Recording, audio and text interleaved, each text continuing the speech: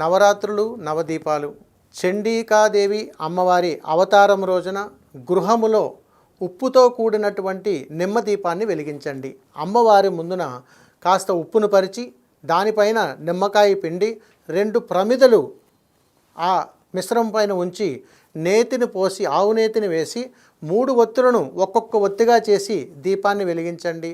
కుటుంబంలో ఎలాంటి తగాదాలు లేకుండా కోర్టు కేసులు ఆర్థికపరమైనటువంటి ఇబ్బందుల నుంచి బయటపడండి. అమ్మవారి అనుగ్రహాన్ని పొందండి.